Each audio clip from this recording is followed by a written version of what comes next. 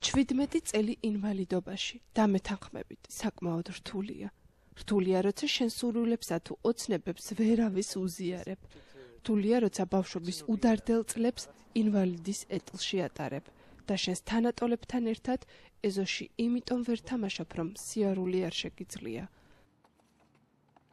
რთულია, როცა სახლის ფანჯრიდან შვილის სკოლაში მიმავალ ბავშვებს გასცქერის და ხვდები, რომ ის სწავლას ვერასდროს შესძლებს. ჯაბა 17 წლისაა.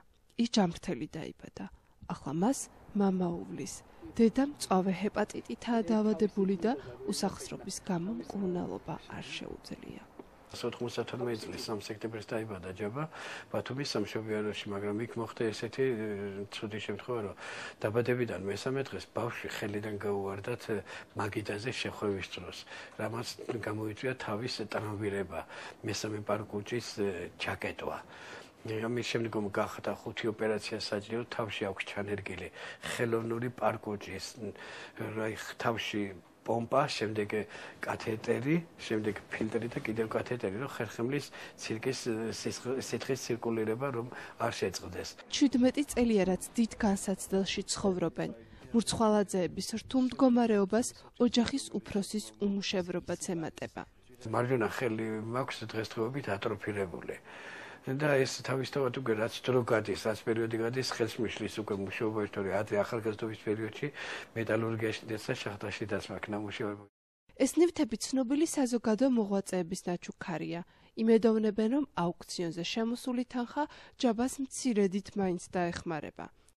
ქალბატონი დოდოს ცნობილი შავვარდიანი შლიაპა, რომელიც ჯერ კიდევ აგვისტოს თვეში გადმოცა ქალბატონმა დოდომ კონკრეტულად აი საქველმოქმედო მიზნით ჩემი ბავშვისათვის. სულ მალე საქველმოქმედო ვებგვერდით შეიქმნება სახელწოდებით jabassos.com. იმედი გვაქვს, რომ რაღაც უფრო წინ წავა ეს საქველმოქმედო ვებგვერდები საზოგადოებაში და უფრო მეტი ხალხი დაეხმარება ამ სახით ამ ადამიანებს. პირველ რიგში ღვთისმეტად, შემდგომ საზოგადოების ხარდაჭერითა და აი ამ ხარდაჭერა ფერმა შეიძლება ვერ შეძლოს, აი ფინანსური მხარდაჭერა, მაგრამ აი როგორ ვთქვათ, იმ სიტყვითა და ლოცვით მხარდაჭერას ძალიან ბევრ ამას ნიშნავს და მეორე ადამიანი უნდა იყოს ყოველთვის ოპტიმისტი, ყოველი გათენებული დილის უნდა გჯეროდეს, რომ დღეს ყველაფერი კარგად იქნება და არასოდეს არ მიყვარს, რაც არ უნდა მძიმე პერიოდი არ უნდა იყოს, რომ მოღუშული ვიყო, ატირებული ვიყო, რაღაცნაირი ესეთი ცუდ ხასიათზე ვიყო, ყოველთვის ვცდილობ, რომ აი ხალისიანი და სავსე გულით შეხვდე ყოველ გათენებულ დღეს, რომ აჭარიდან თბილისში ჯაბას დახმარების სურვილმა ჩამოიყვანა. ბერი გაბრიელის სასწაულთმოქმედი ძალის შესახებ ბევრი სმენოდათ.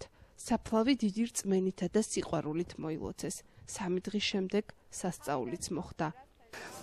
ხედავ საკუთარი ორთავე თვალით, რომ ბავშვი საძინებლიდან სამზარეულოსკენ მოდის თავისი ფეხით.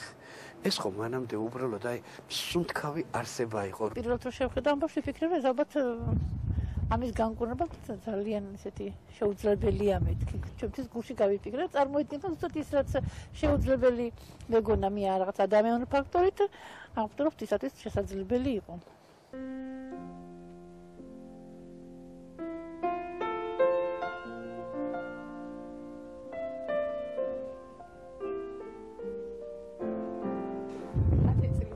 ხალაძეების ოჯახი ალბათ ვერც კი წარმოიდგენდა, რომ ოდესმე პატარა ჯაბა თავისი ფეხით შეძლებდა გავლას და მისვლას გაბრიელის საფლავამდე.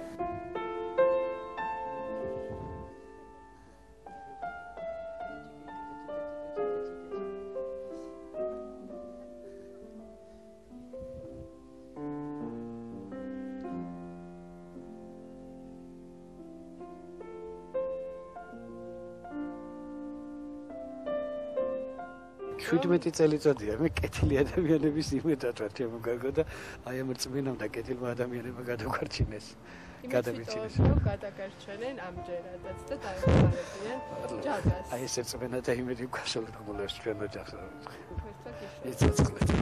ექიმები და მშობლები ჯაბას გამოჯამრთელებას მე-6 ოპერაციით იმედოვნებენ. ამისთვის თანხებია საჭირო. ისინი ისევ და ისევ კეთილი ადამიანებისა და მათი კეთილი ნების იმედად არიან. თუ კი ჯაბას დახმარების სურვილით თქვენს გაგიჩნდებათ, თქვენს გვერდით საქველმოქმედო ფონდი ერთგულებაა.